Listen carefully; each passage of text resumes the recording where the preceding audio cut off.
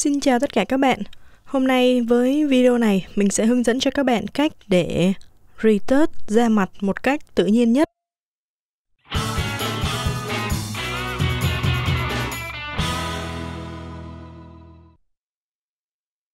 Tuy nhiên thì trước khi bắt đầu cái video này, mình có hai điều cần lưu ý với các bạn. Đó là thứ nhất, trên mạng đã có rất là nhiều cái video hướng dẫn retouch da mặt rồi. Và mỗi người có một cách xử lý khác nhau, một cái cách thủ thuật khác nhau để làm. Do đó cho nên mình hy vọng rằng các bạn cũng không nên đem video này của mình để so sánh với những video khác, vì mỗi cách nó sẽ có những cái tiện lợi khác nhau. Điều thứ hai nữa là video này mình chỉ áp dụng cho những tấm hình mà các bạn retouch bình thường, có nghĩa là không áp dụng cho những cái hình mà có quá nhiều tàn nhang. Bởi vì theo như một số người thì những cái vết như là tàn nhang hoặc là nốt ruồi là những cái đặc trưng của người ta và người ta không muốn mình xóa đi những cái đặc trưng đó. Cho nên là thông thường là những cái đó mình hay phải để lại, chứ mình không được xóa hết những cái đó của người ta đi. Và đặc biệt là tàn nhang thì chủ yếu là chỉ có người nước ngoài mới có thôi, còn người Việt Nam mình thì không có nhiều tàn nhang đến nỗi như vậy. Cho nên là mình sẽ không nhắc đến và cũng không áp dụng cái video này để cho những cái trường hợp mà có quá nhiều tàn nhang ở trên mặt được. Với video này thì mình sẽ bắt đầu bằng cái stop này ha. Đầu tiên thì mình sẽ nhấn Ctrl G để mình copy cái layer này lên thành hai cái layer nữa. Nhấn 2 lần ha. Cái ở dưới này mình sẽ ghi là stop. Cái này mình đặt tên là blur. Còn cái trên cùng đặt tên là high pass. Mình có thể ẩn cái layer high pass đi ha. Với cái layer blur này, các bạn sẽ vào trong menu filter, chọn blur, Gaussian blur. Với cái thông số Gaussian blur ở đây, các bạn chú ý là mình nhìn ở trên hình nha, sẽ có một số chỗ mụn hoặc là bị lỗi ở trên da mặt. Có nghĩa là những cái chỗ như thế này. Mình có thể tạo một cái layer để khoanh vùng một số cái vị trí để cho các bạn thấy cho dễ ha. Đó, những cái vùng lỗi ở trên da như vậy. Đó là những cái mà mình cần chú ý. Thì những cái vùng tóc này cũng có thể xóa đi luôn. Nốt ruồi này thì xóa hay là để gì đó cũng tùy ý các bạn ha. Những cái tóc như thế này. Đó là mình có thể là xử lý những cái vùng như vậy.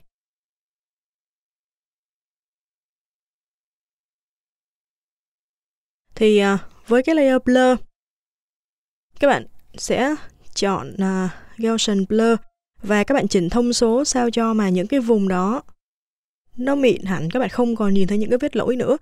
Ví dụ như đây là mình chọn là 3 pixel, các bạn có thể thấy là vẫn còn nhìn thấy cái vết lỗi ha. Mình có thể tăng lên cho đến khi nào mà các bạn cảm thấy là nó mịn rồi, nó không còn nhìn thấy cái lỗi đó nữa. Ví dụ như đây là mình để 7 pixel đi. Rồi ok, các bạn nhớ là cái thông số hồi nãy mình chọn là 7 pixel ha. Rồi bây giờ là các bạn show cái layer high pass lên.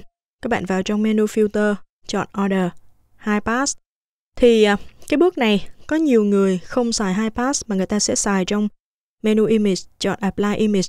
Thì đó cũng là một cách, còn mình thì cũng là một cái cách là mình có thể xài layer high pass luôn, chứ mình không có apply image vào trong cái trường hợp này.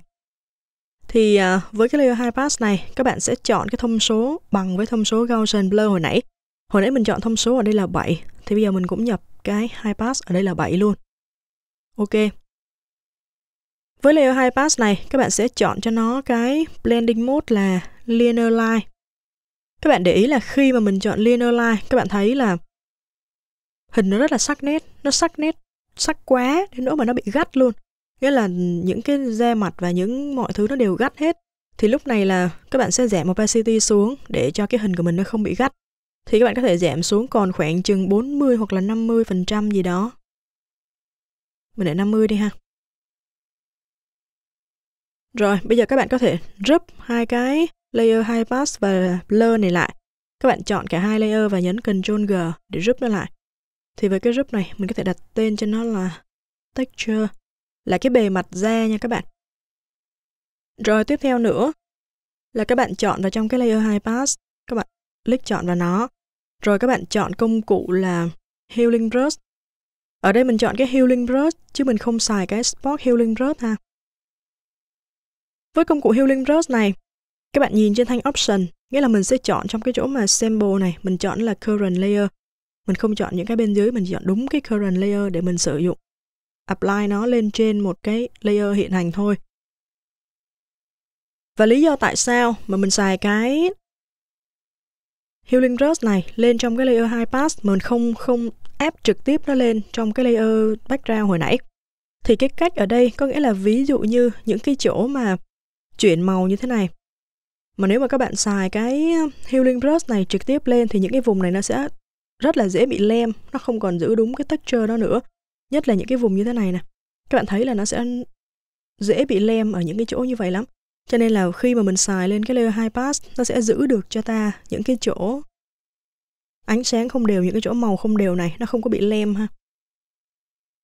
Rồi tiếp theo nữa thì cách sử dụng cái Healing Brush này mình đã hướng dẫn ở trong một cái video trước đó rồi. Thì bây giờ các bạn cũng nhấn giữ phím Alt, click copy một cái vùng nguồn nào đó và fix vào những cái chỗ bị lỗi. Thì cái size cọ các bạn nên chọn một cái size vừa đủ thôi, đừng có xài một cái size bự quá. Và các bạn chú ý là trên da mình có những cái vùng như thế này, có nghĩa là những cái gọi là những cái sớ da đó, thì các bạn không nên là làm mất những cái sớ da này đi luôn. Bởi vì khi mà mình làm mất những cái sớ da này, nó sẽ làm cho hình của mình trông rất là bệt. Có nghĩa là cái da mặt nó không còn tự nhiên nữa và nó sẽ biến thành bệt y như là silicone vậy đó. Thì như vậy là không nên ha. Thì những cái chỗ như thế này, các bạn sẽ fix những cái lỗi đó. Ngoài ra nữa thì khi mà các bạn sử dụng công cụ Healing Brush này, có một cái mẹo để cho các bạn làm.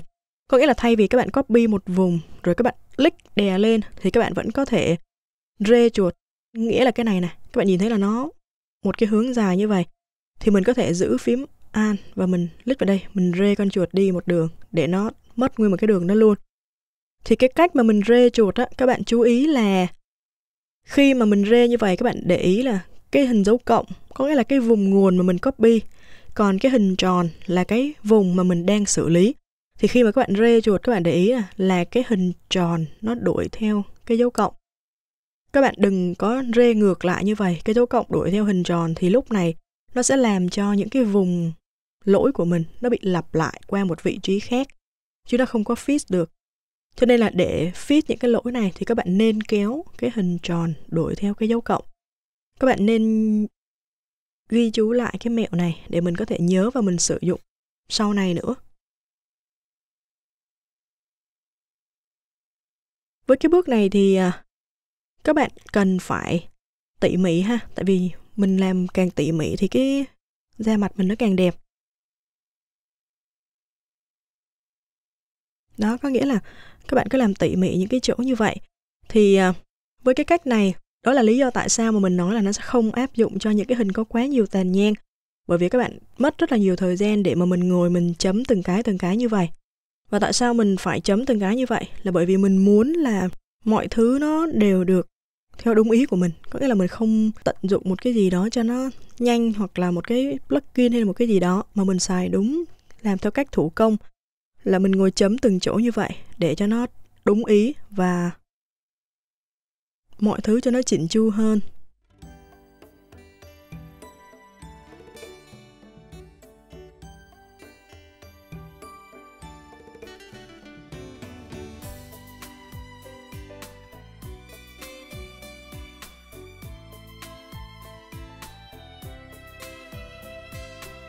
Những cái sợi tóc như thế này, các bạn xóa nó đi luôn cho nó đẹp ha.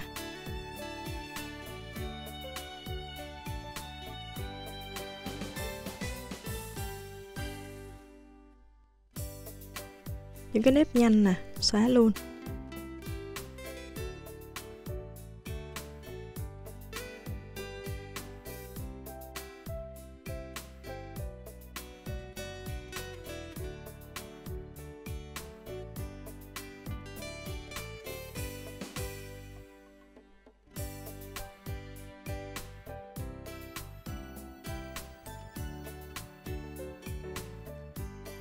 Các bạn zoom lên kiểm tra lại một lần nữa ha. Các bạn có thể tắt mở cái layer texture này đi để mình nhìn rõ hơn những cái chỗ mà mình đã fix. Có thể zoom bự lên để nhìn. Đó, các bạn sẽ thấy là có một cái sự thay đổi ha. Tuy rằng thay đổi nó nhỏ thôi, những cái chỗ nhỏ nhỏ như thế này thôi, nhưng mà nó cũng làm cho hình của mình được gọn gàng hơn. Các bạn muốn đẹp thì mất thời gian để trau chuốt cái chỗ này cho kỹ thôi.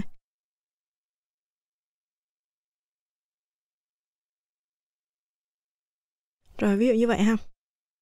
Sau khi mà đã hoàn thành được cái bước này rồi, nghĩa là cái bước mà các bạn fix những cái lỗi ở trên da như thế này, thì tiếp theo nữa là các bạn sẽ nhấn Ctrl Alt Shift E để mình merge tất cả những cái thao tác mình đã làm từ nãy tới giờ ra thành một cái layer mới ở đây. Thì tiếp theo nữa là các bạn để ý ha, trên cái khuôn mặt của mẫu như thế này, các bạn để ý là có những cái vùng mà sáng tối không đều. Có nghĩa là ở đây các bạn thấy chỗ này là một cái vệt tối nè, rồi ở đây sáng nè, rồi đây sáng, rồi chỗ này lại tối, rồi chỗ này sáng, chỗ này tối. Đó, các bạn có thể thấy sáng tối những cái chỗ này nó không có đều nhau. Đó, những cái vùng sáng tối như vậy. Nó làm cho cái mặt của mình nhìn trông nó rất là lồi lõm. Nó không có được phẳng phiu mịn màng ha. Đó, những cái vùng sáng tối thế này thì các bạn sẽ phải fix cho nó đều lại. Và cái da mặt của mình nhìn cho nó được đều ánh sáng và nhìn nó tròn trịa hơn, chứ nó không có bị lồi lõm như thế vậy. Thì cái bước này khi mà các bạn đã merge tất cả các thao tác lại thành một layer trên cùng rồi, các bạn vào trong menu filter, chọn Order High Pass. Có nghĩa là với cái bước hồi nãy á, là các bạn chọn Gaussian Blur trước, rồi các bạn mới chọn High Pass. Thì đến cái bước này, các bạn sẽ chọn High Pass trước. Thì trong cái High Pass này, các bạn chú ý là cái thông số mình sẽ kéo cho đến khi nào mà mình nhìn những cái phần sáng tối nó rõ nhất. Đó, các bạn có thể thấy là những cái vùng sáng tối này nó rất là rõ. Thì một điểm chú ý nữa là những cái thông số này các bạn nên chọn một cái số mà chia hết cho 3 ha.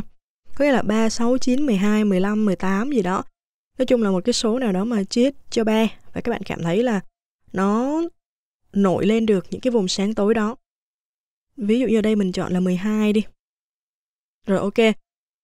Bước tiếp theo nữa là các bạn sẽ vào trong menu filter, chọn Blur, Gaussian Blur. Thì với cái bước này các bạn để ý là hồi nãy cái bước High Pass các bạn chọn một cái số chia hết cho 3. Thì bây giờ là cái Gaussian Blur này, cái thông số của nó sẽ bằng 1/3 cái thông số của High Pass. Có nghĩa là hồi nãy mình chọn cái High Pass là 12, thì bây giờ ở đây mình sẽ lấy là 12 chia cho 3 là 4. Mình chọn thông số là 4 thôi. Cái này sẽ tùy thuộc vào thông số High Pass mà các bạn chọn hồi nãy nha.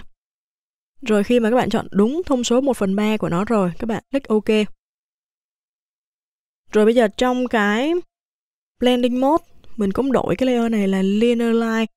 Thì các bạn thấy là cái hình của mình nó rất là... Những cái vùng này nó nét, rồi những cái vùng này thì nó nham nhở tùm lum hết. Thì đây không phải là mục đích của mình. Mục đích của mình là mình muốn là cho nó mịn màng và nó đều màu hơn. Thì lúc này các bạn sẽ vào trong menu Image, chọn Adjustment, Invert. Thì cái phím tắt của cái chức năng Invert này là Ctrl Y ngắn. Các bạn có thể nhấn Ctrl Y ngắn cũng được. Thì sau khi mà invert nghịch đảo cái màu nó lại, các bạn sẽ thấy là những cái vùng da này nó rất là đều. Nó đều màu và nó trơn tru, nó láng mịn hơn hồi nãy.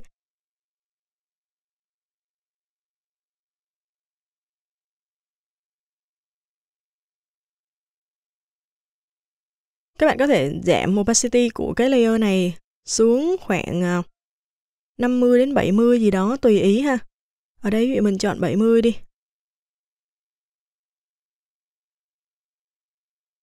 Mình giảm bớt cái layer đó đi như vậy. Hoặc là các bạn cũng có thể giảm thêm 50, 40 gì đó. Nói chung là giảm đến một cái thông số mà nhìn cái mặt nó, da mặt nó vừa đủ thôi. Rồi ok, ví dụ như là mình chọn là 45 cho nó chẵn đi. Rồi bây giờ mình sẽ add cho nó một cái layer mask. Có nghĩa là bây giờ mình muốn ẩn hết cái layer này đi và mình chỉ muốn lấy lại những cái vùng da thôi. Mình sẽ add cho nó một cái layer mask và mình giữ phím Alt khi mà click chọn Add Layer Mask này. Nghĩa là nó sẽ tạo cho mình một cái layer mask màu đen, là mình ẩn hết cái layer này đi. Và tiếp theo nữa là mình sẽ xài công cụ Brush màu trắng. Ở đây đang là đen trắng ha, mình nhấn phím X để nghịch đảo cái màu foreground lên thành màu trắng. Và với cái công cụ brush này, mình chọn opacity khoảng 70% đi. Cái size brush có thể bự hơn một xíu cũng được. Các bạn có thể chọn cái độ hardness này bằng 0 cho nó mềm, cái brush nó mềm thôi. Chứ để 100 cái brush nó cứng quá. Rồi các bạn tô một cái brush màu trắng vào trong những cái vùng này. Để mình lấy lại những cái phần da của cái vùng này. Khi mà các bạn tô, các bạn có thể là không nhìn thấy rõ sự khác biệt đâu. Nhưng mà các bạn cứ tô đi, rồi lát nữa mình sẽ so sánh sau. Những cái chỗ này thì các bạn có thể giảm cái size cọ xuống.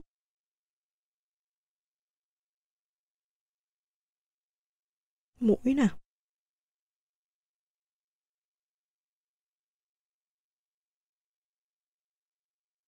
Vùng trán trên này, các bạn cũng tô luôn để lấy lại cái vùng da đó.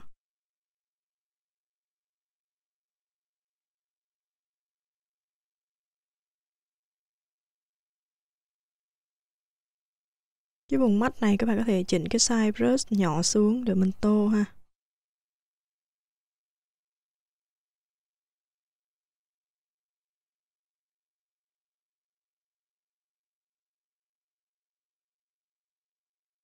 Mặt nè.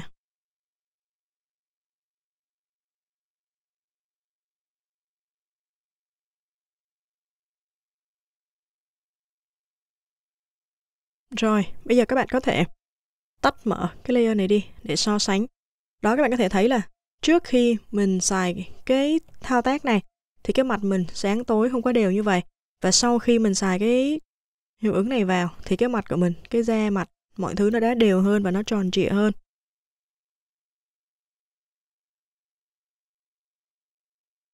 Đó, các bạn có thể thấy rõ sự khác biệt ha.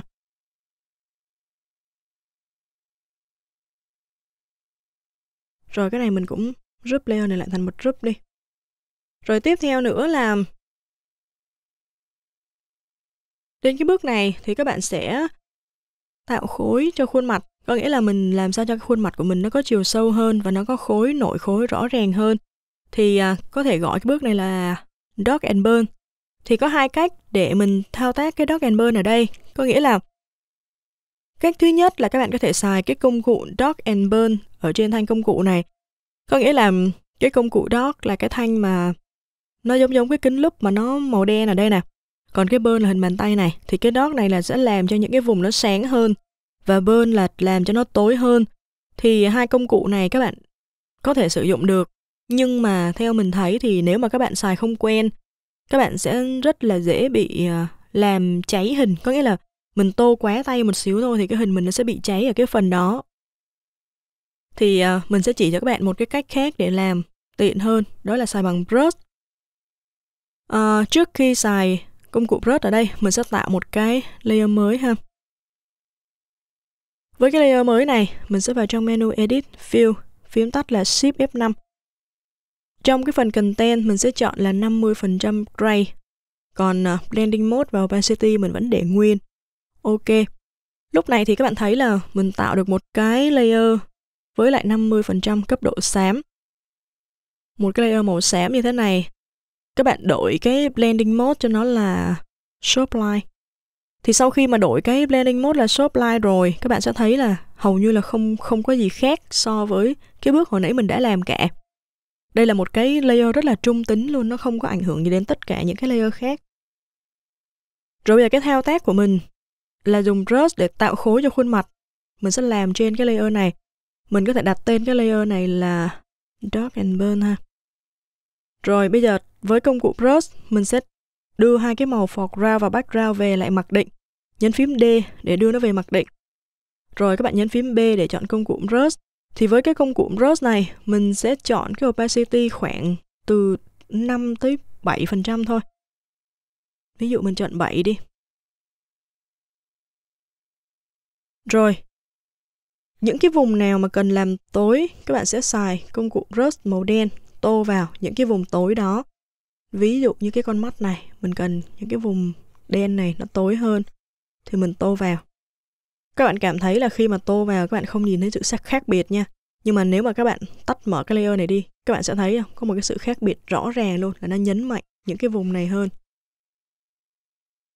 Rồi ví dụ như lông mày nè, mình cũng cần nhấn mạnh hơn, mình cũng tô cho nó đậm hơn luôn. Những cái nhỏ này thì mình sẽ xài brush nhỏ. Tròng đen nè. Con mắt bên này cũng vậy.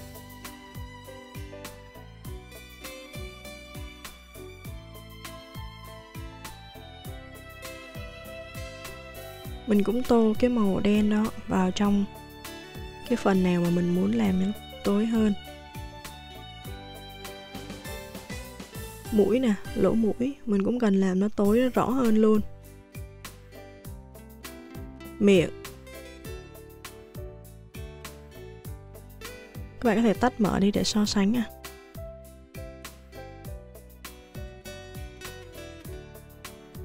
Rồi, ngoài ra các bạn có thể xài cái nét cọ bự.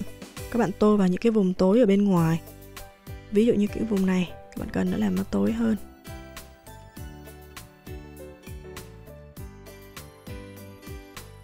Giảm opacity của brush xuống khoảng 4 này ha. Rồi, tô phần bên này, tô nhẹ nhẹ thôi. Để nó tối từ từ vô. Rồi cái vùng này cũng cần tối nè. Vậy là những cái vùng nào mà cần tối thì các bạn tô nó vào.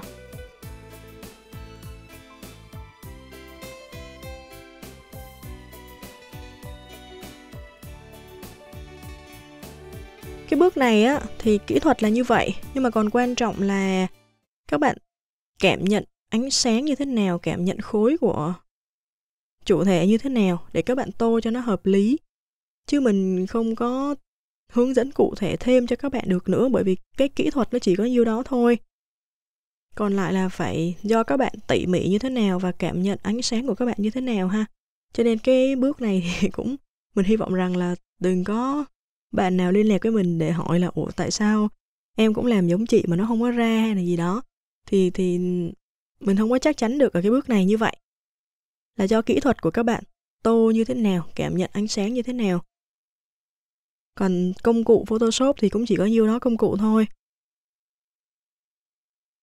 Rồi tiếp theo nữa thì những cái vùng này nó sáng quá, các bạn muốn cho nó tối lại một xíu thì các bạn cũng tô vào để opacity của brush nhỏ thôi. Các bạn tô vào những cái vùng này cho nó tối hơn.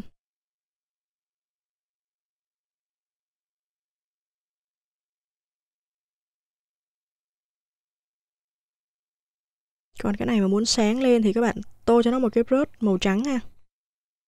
Có nghĩa là chỗ nào muốn tối thì các bạn tô một cái brush màu đen, còn chỗ nào mà muốn sáng thì các bạn tô một cái brush màu trắng. Và các bạn cũng có thể cân chỉnh opacity khoảng từ 2 tới 7 thôi, nhỏ thôi, các bạn chứ đừng có làm một cái thông số bự quá này không có tốt. Đó, như cái này các bạn muốn nó sáng lên thì các bạn cứ tô màu trắng vô.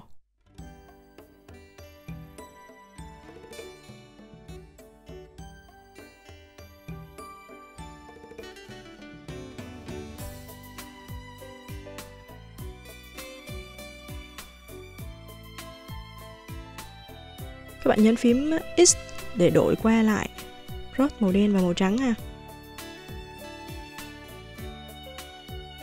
Rồi ví dụ như cái vùng mũi này mình muốn nó sáng hơn thì mình tô màu trắng vô đây.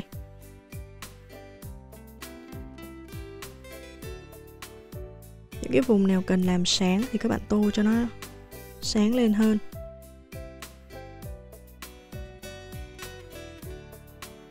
Rồi ví dụ cái môi này mà các bạn muốn cái môi nhìn cho nó bóng á, thì các bạn cũng tô màu trắng cho cái môi này, chỗ này nó sáng lên nè. Rồi cái viền môi thì các bạn xài cái brush nhỏ thôi. Tô cái viền môi này lên.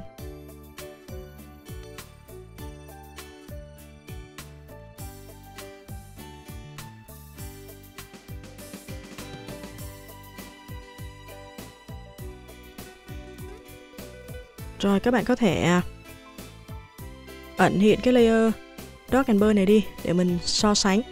Đó, các bạn có thể so sánh là đây là trước nè, trước khi mình tạo khối cho khuôn mặt, trước khi Dark and Burn nè. đây là sau khi. Đó, các bạn có thể so sánh được sáng tối như thế nào. Cái này mình cũng tạo cho nó một cái group là Dark and Burn ha. Sau khi tới bước này rồi thì các bạn cũng có thể là coi như là tạm xong được cái hình của mình. Thì tiếp theo nữa thì các bạn có thể cân chỉnh lại màu sắc và tương phản sáng tối cho cái hình này. Có nghĩa là khi mà các bạn muốn cái hình của mình nhìn cho nó trong hơn, nhìn cho nó có chiều sâu hơn thì các bạn cần phải tạo được cái tương phản của cái hình như thế nào đó cho nó phù hợp. Ở đây mình thường làm là mình sẽ tạo cho nó một cái adjustment layer là gradient map. Cái layer gradient map này mình sẽ chọn cái blending mode là sharp line.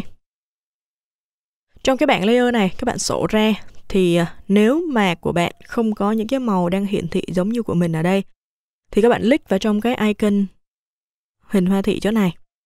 Các bạn sổ cái list này ra và chọn là photographic toning. Có nghĩa là khi mà các bạn chọn vào photographic toning ở đây, nó sẽ hiện cái bảng cho mình hỏi là có muốn thay thế hết tất cả các màu gradient ở đây hay không. Thì các bạn nên chọn là append để nó cộng thêm vào chứ nó không có xóa những cái màu cũ của mình đi.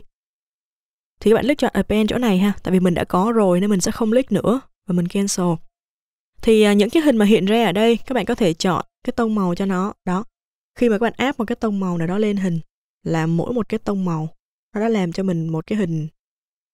Xin lỗi, nó đã làm cho hình của mình biến đổi theo một cái tông màu nào đó rồi. Ví dụ như ở đây mình chọn một cái tông màu hơi xanh xanh như thế này đi. Cái này thì xanh quá. Đây, cái này cho cái mặt nó có hơi vàng vàng một xíu. Thì ở đây có rất là nhiều cái tông màu nè, vàng, xanh gì đó. Còn lại là các bạn có thể giảm opacity của cái layer này đi cũng được. Còn không thì bạn cứ để 100% rồi chọn cái màu phù hợp. Còn nếu mà cái màu các bạn cảm thấy đậm quá thì bạn cứ giảm opacity đi. Ở đây thì mình chọn cái màu này ha. Rồi, với cái màu như thế này thì cái hình của mình nó đã có tương phản hơn rồi, có chiều sâu hơn rồi. Còn nếu mà các bạn muốn hình sáng hơn nữa thì mình sẽ tạo thêm cho nó một cái adjustment layer là curve. Với cái curve này, các bạn sẽ click ngay cái điểm giữa này, điểm trung tính này, các bạn kéo lên chút xíu thôi. Để cái hình mình nó sáng hơn một xíu thôi là được rồi. Đó, các bạn thấy là cái hình mình nó sáng hơn một xíu.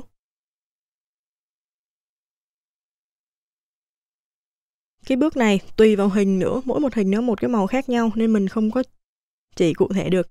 Thông thường thì mình chỉ hay xài hai cái này và có khi thì mình sẽ xài thêm cả cái level nữa, nhưng mà với mình thấy thì cái hình này mình không cần xài level cũng được. Rồi mình group hai cái layer này lại ha. Mình chọn ở đây là color đi. Rồi ok, lúc này thì các bạn đã thấy là mình có được một cái hình final như vậy. Thì nếu mà các bạn không thích cái màu này, các bạn có thể đổi một cái màu khác. Rồi bây giờ mình sẽ lấy lại cái hình before ban đầu để cho các bạn so sánh ha. Có nghĩa là bây giờ với cái hình stock này, các bạn sẽ nhấn Ctrl G để copy nó lên thêm một cái layer nữa. Rồi các bạn vào trong menu Image, chọn là Canvas Size. Ở đây các bạn sẽ thấy là đổi về pixel đi ha. Mình sẽ có là cái width của nó là 620 pixel. Thì mình muốn mở rộng cái file này nhân đôi lên thì mình có thể click vào trong cái Relative này. Mình nhập vào cái width là 620 luôn. Có nghĩa là nó sẽ cộng thêm 620 pixel vào cho cái width. Rồi các bạn sẽ để ý là những cái mũi tên dưới này, cái dấu chấm là cái vị trí hình của mình, còn mũi tên là cái hướng mà nó mở rộng ra. Bây giờ mình đang muốn mở rộng theo phía bên trái, mình sẽ click cái dấu chấm này qua bên phải ở chỗ này để nó mở rộng cái hướng hình ra bên trái ở đây. Ok.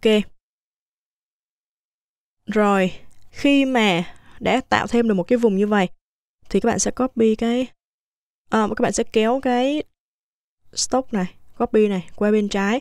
Thì các bạn sẽ thấy là tất cả những cái hiệu ứng ở trên này nó đều áp vào cho cái stock bên trái này hết. Bây giờ mình không muốn nó áp vào để mình so sánh thì mình sẽ group tất cả những cái layer trên này lại thành một group. Có thể mình đặt tên cho nó là retouch hay là after hay là gì đó tùy ý các bạn. Rồi với cái group mà mình vừa tạo này, mình sẽ add cho nó một cái layer mask. Rồi sau khi add cái layer mask này, các bạn giữ phím Control, click vào trong cái layer thumbnail của cái stock copy. Cái thumbnail nha các bạn click vô đây để các bạn load ra cái vùng chọn của cái hình layer này. Rồi trong cái layer này các bạn sẽ trong cái vùng chọn này các bạn sẽ tô màu đen vào cho cái layer mask để các bạn che cái phần này đi, không ép những cái hiệu ứng lên cho cái phần này. Thì các bạn để ý là ở đây nè, cái màu foreground và background của mình đang là trắng với đen. Cái màu đen nó nằm ở background, cho nên mình sẽ tô bằng phím tắt là Control Delete. Còn nếu mà cái màu ở foreground thì cái phím tắt nó sẽ là Alt Delete. Các bạn nhớ hai cái phím tắt này để mình tô màu cho nó lẹ. Rồi các bạn thấy là mình tô được cái màu đen lên cái phía phần bên trái như vậy rồi, nghĩa là nó không áp dụng cái hiệu ứng lên cho cái phần bên trái này. Thì lúc này các bạn có thể so sánh được, đây là before, đây là after. Các bạn có thể đánh chữ vô tùy ý.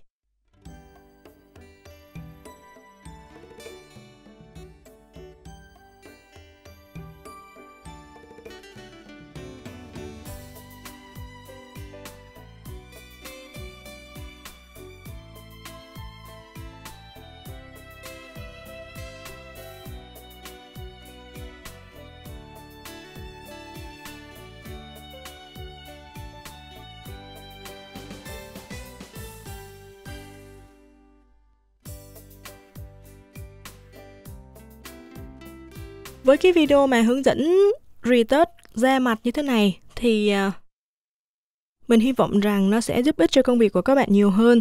Và có thể là nhờ cái video này mà các bạn có thể biết thêm được vài mẹo khác hoặc là vài thủ thuật khác trong Photoshop. Mình hy vọng rằng các bạn sẽ tiếp tục ủng hộ mình bằng cách là subscribe kênh YouTube. Các bạn có thể vô youtube.com/Thùy Uyên Info /design để subscribe kênh YouTube của mình và có thể xem thêm tại thùyuyên.info. Xin chào và hẹn gặp lại.